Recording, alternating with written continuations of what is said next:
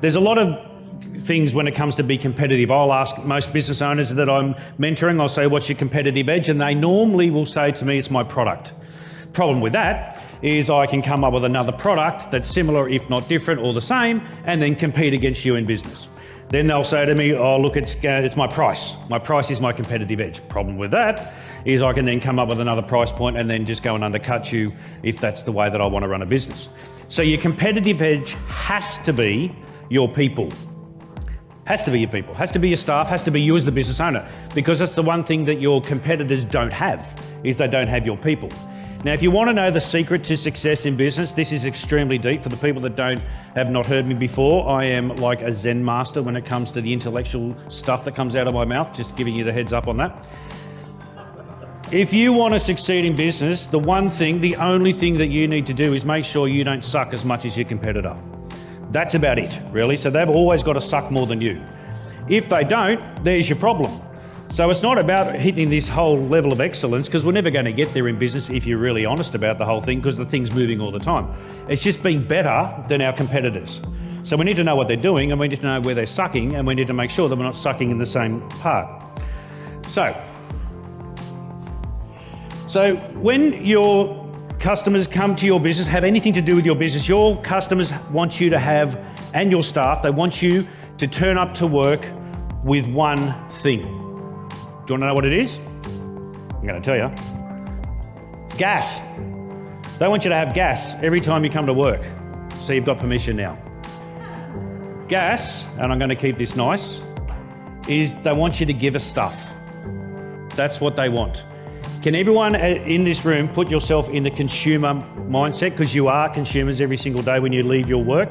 There's nothing worse than having someone not care.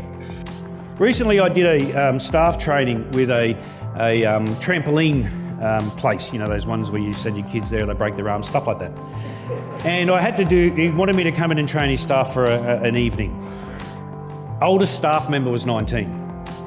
I'll tell you where this is where he's going to show you where the problem is. So when and if you've got young staff, this will show you what the problem is. When I spoke to, I said to them, how many people here have had a great experience in customer service lately? Yeah, okay. What's the last time you had bad customer service? Yeah. You know, the problem with the younger generation, they've never experienced fantastic service. So they've got no level to go from. So grunting is not part of good service. What we've all got to do when it comes to, and this is all I'm going to talk about today, and this is the reason I'm talking about it, we've got to actually set our own baseline in business. What is acceptable, what is not acceptable. Just because as the business owner, I know that you probably, and hopefully, and would, give fantastic service, because the reason you have to, if you don't pay your house off, right? So you've got more emotional attachment to the outcome.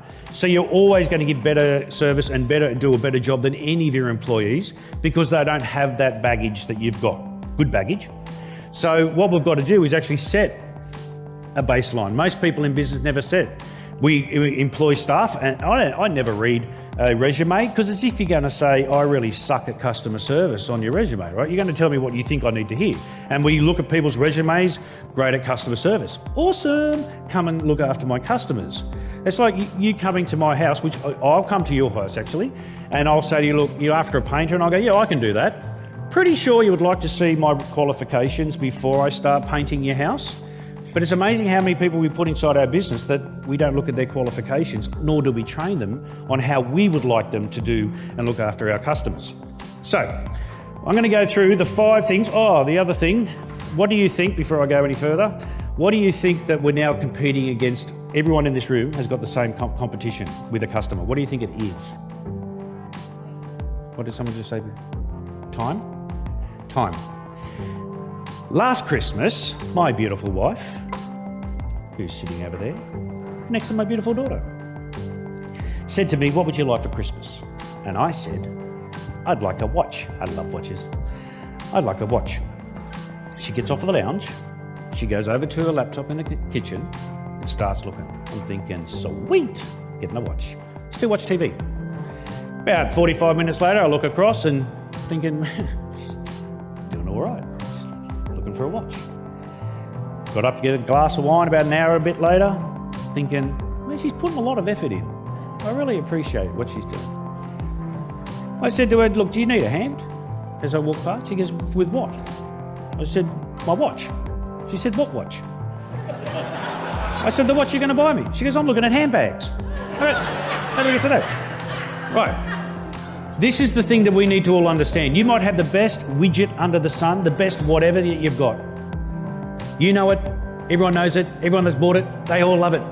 Problem is, anyone that's potentially going to come and find your business, they've got other stuff that they're going to get done by the bright and shiny thing. So there's got to be something there that's tangible.